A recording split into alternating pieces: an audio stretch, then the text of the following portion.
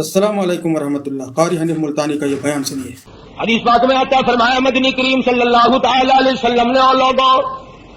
کتنا خوش نصیب ہے وہ آدمی جس کی زندگی میں رمضان کا مہینہ آ جائے اور پروردگار عالم اس کے 11 مہینے کے گناہوں کو معاف فرما دے۔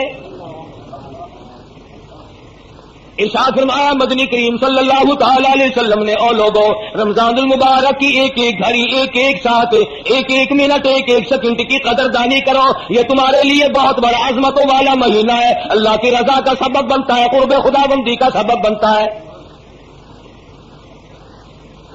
ارشاد فرمایا محمد عربی صلی اللہ تعالی علیہ وسلم نے، اور لوگوں رمضان المبارک کا مہینہ اتنا فضیلتوں والا مہینہ ہے کہ ہر رمضان ہر مہینے کے مقابلے میں اتنی زیادتی کر دی جاتی ہے، دوسرے مہینوں میں کوئی ایک نفل ادا کرے اس کو نفل کے برابر درجہ ملتا ہے، ثواب ملتا ہے۔ ارشاد فرمایا کالی کملی والے محمد عربی صلی اللہ تعالی علیہ وسلم نے، اور لوگوں جس نے رمضان میں نفل ادا کیا اتنا بڑا ثواب ملتا ہے گویا فرض ادا کیا۔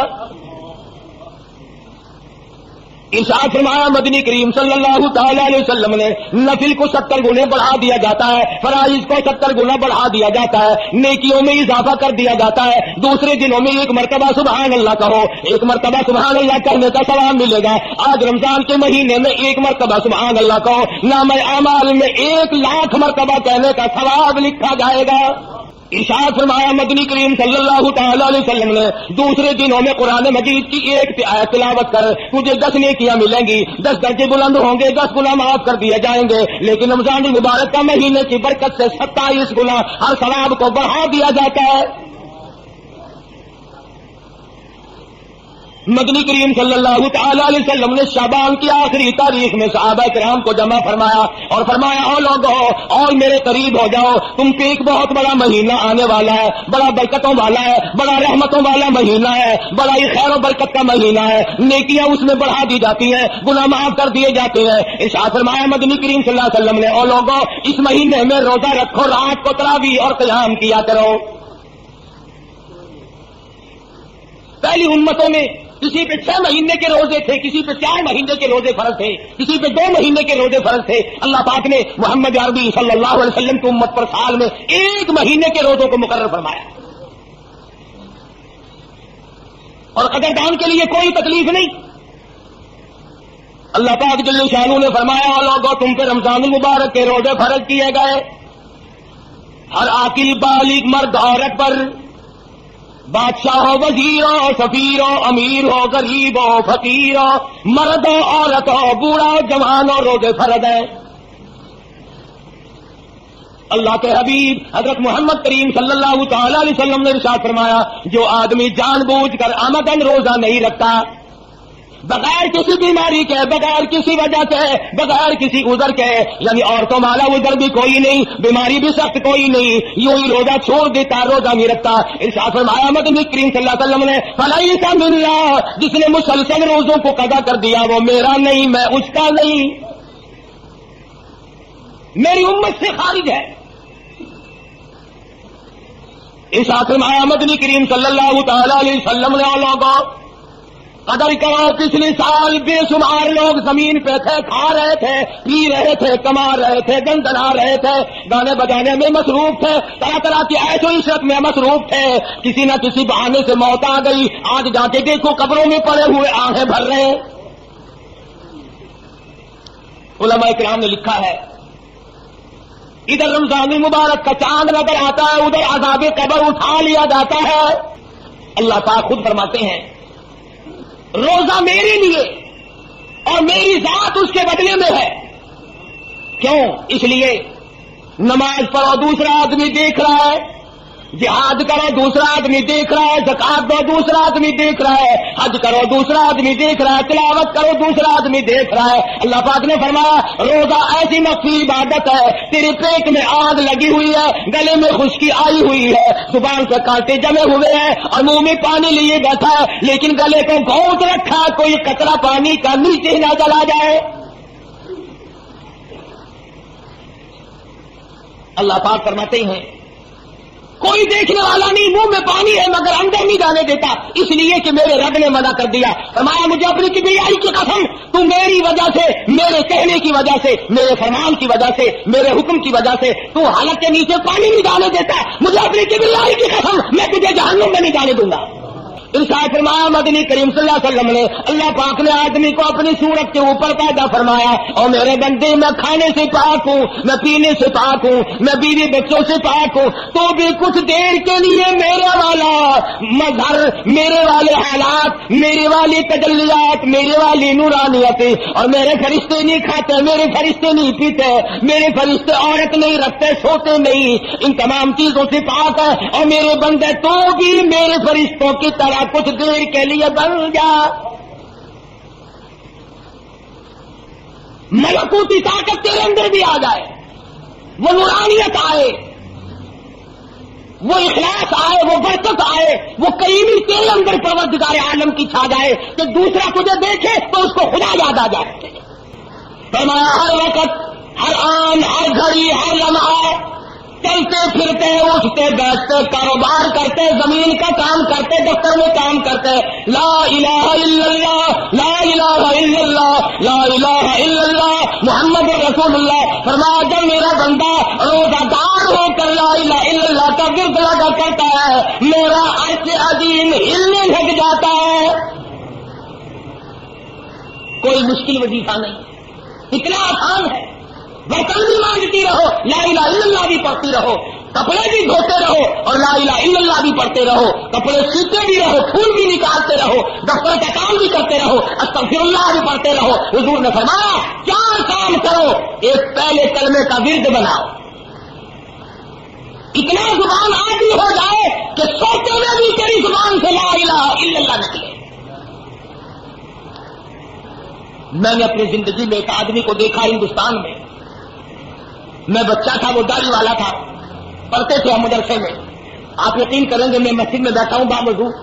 ساری رات بالکل سویا کرتا تھا اور اس کے منہ سے پورا درود شریف ہر وقت نکلتا رہتا تھا، سنا ہوا نہیں۔ ہمارے ساتھ وہ طالب علم کم سے کم 1 سال پڑھتا رہا، بالکل سویا ہوا اور درود شریف پورا مکمل زبان سے جاری ہو رہا ہے۔ تو لا الہ الا اللہ کا عادی بنا، لا الہ الا اللہ کا اپنے آپ کو عادی بنا، زبان کو عادی بنا،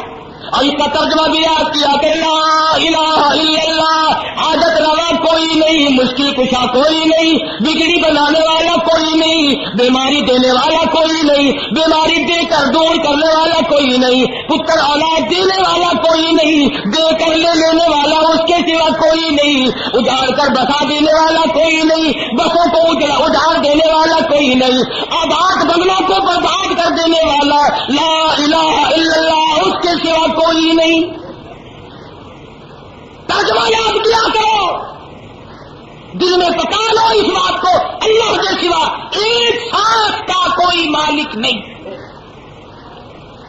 اللہ پاک نے یہ سانس گن کر ڈال رکھے، جب وہ پورے ہو جائیں گے پوری دنیا کی طاقت اور پوری دنیا کا سونا چاندی ہیرے جواہرات پوری فوج مل کر کسی کا ایک سانس نہیں بڑھا سکتے۔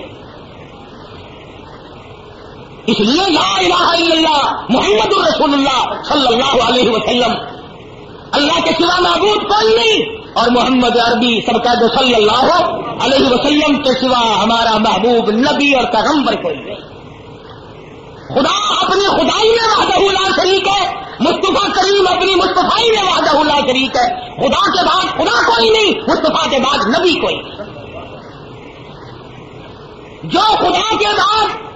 کسی قبر کی مٹی کو، کسی درخت کے پتے کو، کسی چشمے کے پانی کو حاجت روا مانتا ہے وہ بھی لا الہ الا اللہ کو نہیں مانتا، اور جو ہمارے پیغمبر حضرت محمد الرسول اللہ صلی اللہ علیہ وسلم کے بعد کسی کو نبی مانتا ہے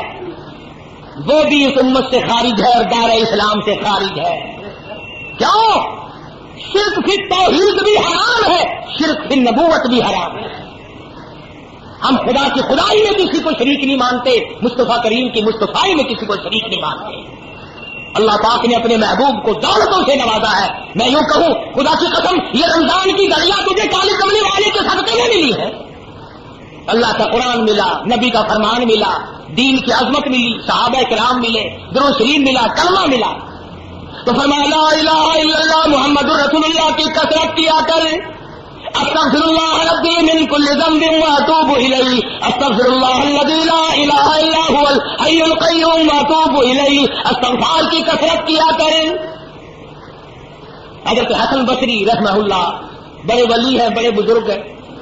ان کی خدمت میں 7 قسم کے آدمی آئے۔ ایک آدمی نے کہا میری شادی نہیں ہو رہی،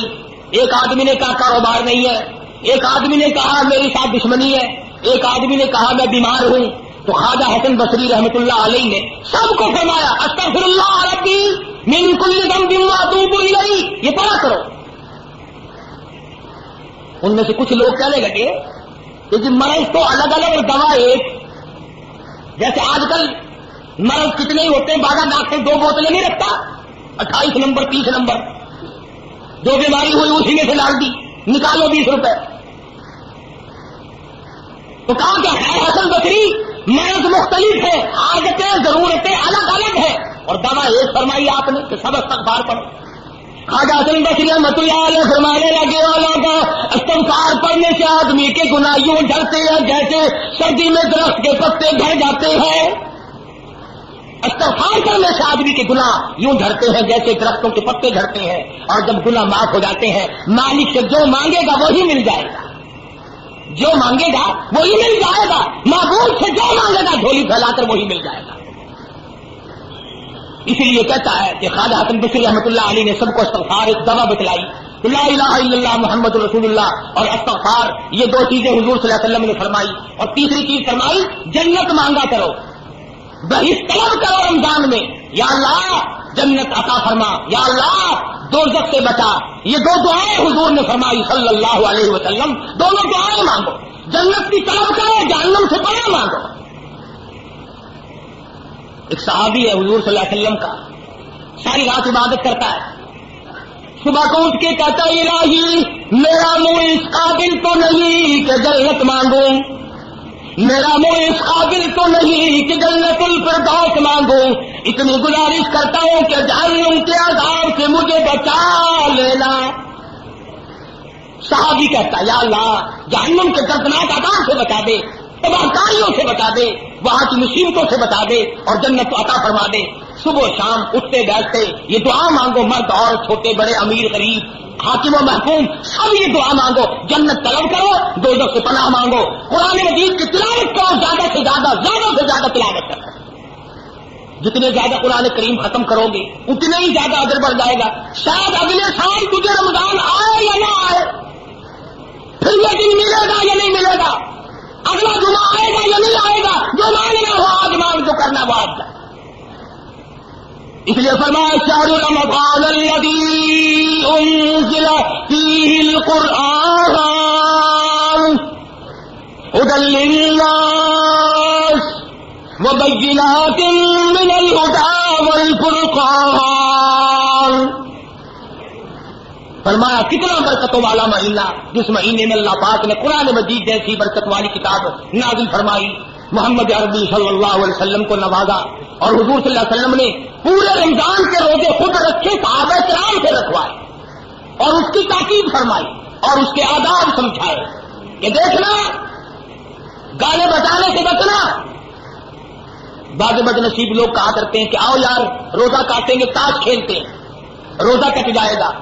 ابو داؤد شریف میں حدیث موجود ہے، جس آدمی نے تاش کھیلا حضور کا فرمان ہے گویا جتنی دیر تک وہ تاش کھیلتا رہا گویا خنزیر کے لہو میں اپنے ہاتھوں کو ڈبوئے بیٹھا رہا۔ میرے تیرے نبی حضرت محمد کریم صلی اللہ علیہ وسلم کا فرمان ہے جو آدمی تاش کھیلتا اس کے سلام کا جواب دینا حرام ہے۔ رمضان میں یہ کام نہ کیا کرو، گانے وانے مت سنو، کتنا پاکیزہ روزہ رکھ کر، نورانی روزہ رکھ کر، اللہ اور فرشتوں والی عادت اپنا کر پھر بدماش کنیوں کے گانے سنتے ہو، بدکار عورتوں کے گانے سنتے ہو۔ آپ سے اس بیان سے یہ سبق ملتا ہے کہ ہم باقاعدہ پورے مہینے کا روزہ رکھیں اور اس مہینے کا ہم خاص اہتمام کریں،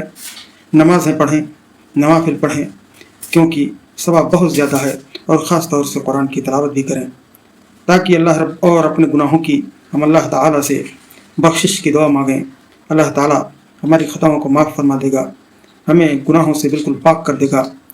क्योंकि जब हम नेकियां करेंगे तो हमारी सारी गुनाह मिट जाएंगी, वो सारे गुनाह ख़त्म हो जाएंगे, और अल्लाह रब्बुल आलमीन हमें बिल्कुल मुबर्रा कर देगा, गुनाहों से पाक को साफ़ कर देगा। अल्लाह ताला हमें 5 वक्त नमाज़ पढ़ने की और इस महीने की ख़ास तौर से पूरे रोज़े रखने की और बहुत सारी ज़्यादा से ज़्यादा नेकियां करने की तौफीक दे। आमीन। वस्सलामु अलैकुम रहमतुल्लाहि व बरकातहू।